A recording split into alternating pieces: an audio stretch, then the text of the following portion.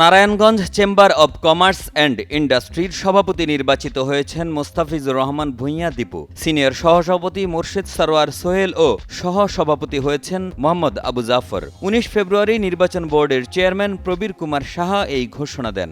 এর আগে ১৮ ফেব্রুয়ারি Narayanganj chamber of commerce and ইন্ডাস্ট্রির পরিচালনা পর্ষদ নির্বাচনে বিনা প্রতিদ্বন্দ্বিতায় ১৯ জন প্রার্থীকে নির্বাচিত ঘোষণা করেন কমিশন। মোস্তাফিজুর রহমান ভূঁইয়া উনি আমাদের কার্যকরী কমিটির একজন মেম্বার হিসেবে, সম্মানিত মেম্বার হিসেবে উনি নির্বাচিত হয়েছেন। মোহাম্মদ আবু জাফর,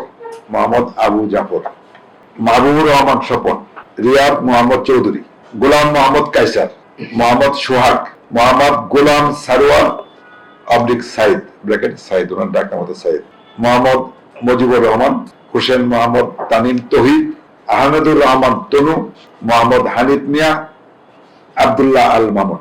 ওনারা জেনারেল গ্রুপ থেকে নির্বাচিত, আমরা নির্বাচনের পক্ষ থেকে অভিনন্দন। অ্যাসোসিয়েট গ্রুপের তালিকা, অ্যাসোসিয়েট গ্রুপ থেকে যারা নির্বাচিত হয়েছেন: মোহাম্মদ মোর্শেদ সরোয়ার, সোহেল আক্তার, খন্দকার সাইফুল ইসলাম, আশিকুর রহমান, আলহাজ মোহাম্মদ জাকারিয়া ওয়াহিদ, মুস্তাফা এমরানুল হক।